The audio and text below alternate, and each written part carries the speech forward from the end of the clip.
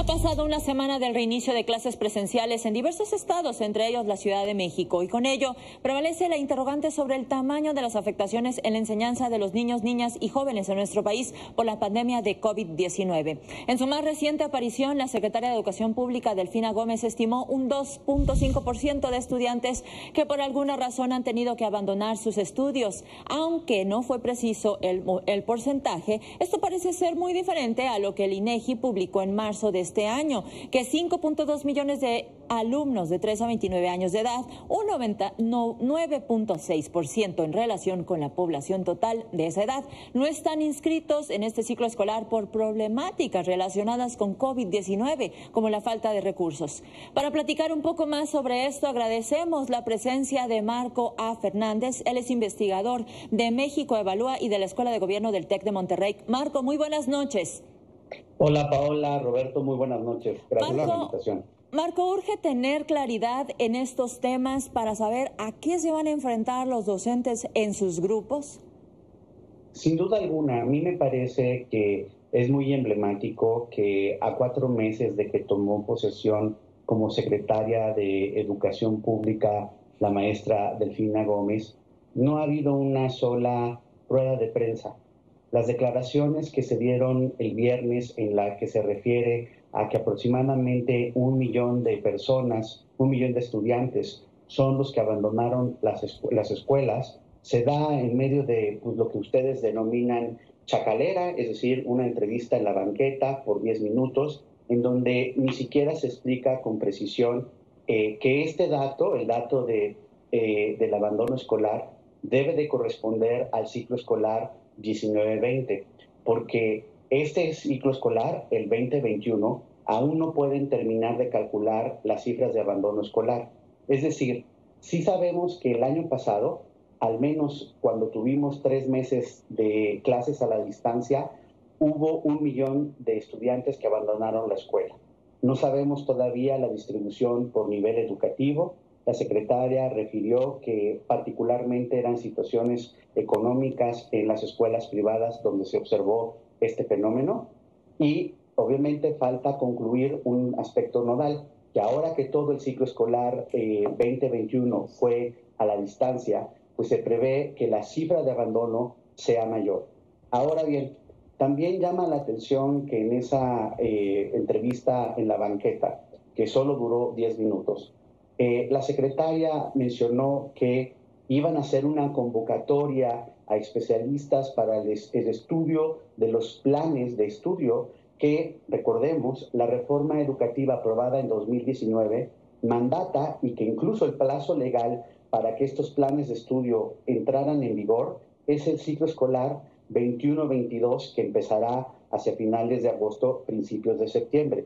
O sea que vamos muy tarde, no tenemos planes de estudio y peor aún, uno se pregunta cómo fue entonces que el señor Max Arriaga, el titular de materiales educativos, tuvo la ocurrencia de convocar a hacer libros de texto cuando ni siquiera se tienen los planes de estudio a los que va a responder precisamente estos libros de texto. Marco, en síntesis, claro, todo esto retrata, desde mi punto de vista, el desorden que opera en la forma en que se está conduciendo la política educativa en nuestro país. Claro, Marco, ahora se observa una estrategia sobre, bueno, pues cómo encauzar, es decir, los docentes, a qué se van a enfrentar, es decir, no nada más es regresar, quienes decidieron hacerlo, regresar a las aulas, sino también el tema pedagógico, cómo abordarlo con los estudiantes y también aquellos que decidieron seguir a distancia, tanto la parte pedagógica como socioemocional.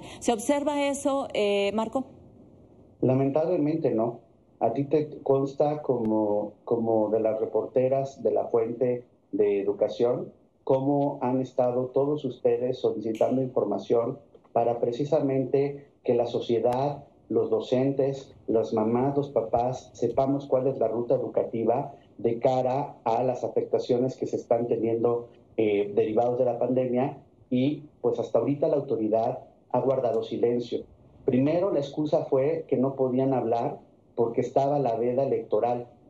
Sorprende esa respuesta porque con franqueza Las afectaciones educativas no entienden de tiempos políticos. Lo que se requiere en ese sentido es claridad de qué manera vamos a tener un diagnóstico de las afectaciones en aprendizajes, del tamaño completo del abandono escolar.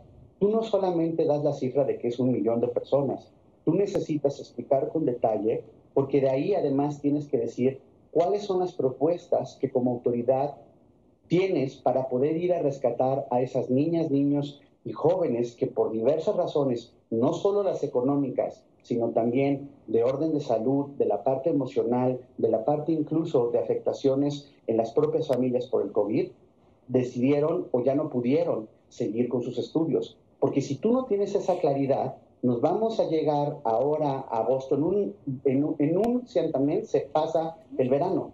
Y no puede ser posible que otra vez estemos en unos meses platicando que la autoridad está ahí viendo qué va a hacer y no se puede, en ese sentido, desde mi punto de vista, operar con la ocurrencia. Yo creo que ya pasaron los meses suficientes para que la secretaria, al asumir las riendas de la secretaría a su cargo, pudiera explicar cuál es la estrategia educativa. Muchos colegas celebraban y aplaudían que supuestamente por primera vez, como llegaba una docente a la titularidad de la Secretaría de Educación, habría rumbo.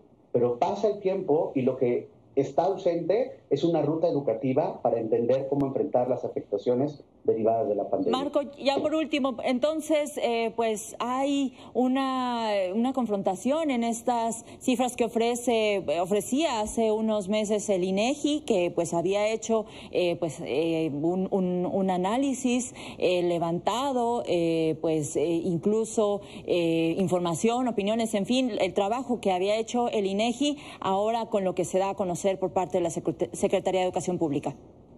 Sabemos que hubo una rispidez entre el INEGI y la SEP por las cifras que dio al INEGI. Y técnicamente sí hay un cuestionamiento respecto al reporte del INEGI, porque cuando se dio esas cifras se incluía una población más allá de la edad escolar obligatoria que contempla los planes de estudio. Claro, eso, educación básica. Digamos que en ese sentido, exacto, eso en ese sentido es cierto, pero precisamente para evitar controversias, o sea, es increíble que mejor no agarró la Secretaría de Educación el toro por los cuernos y más allá de enojarse con el INEGI y sus errores metodológicos o sus posibles errores metodológicos, que saliera a dar una rueda de prensa y explicar, ok, tenemos hasta ahorita esta cifra de 2.5 de abandono escolar, está distribuida así por niveles educativos. Estas son las primeras acciones que vamos a hacer para atender a quienes abandonaron la escuela. Pues eso es muy importante, Marco. Y sabiendo además, sabiendo que esa cifra es mayor, porque todavía no está la cifra, insisto, correspondiente al ciclo escolar 2021. Así es, lo que mencionas pues es muy importante, pues estaremos esperando las cifras oficiales, las explicaciones, en fin, y ya las comentaremos. Te agradecemos mucho, Marco. Muy buenas noches. Muchísimas gracias a los dos. Muy buenas noches.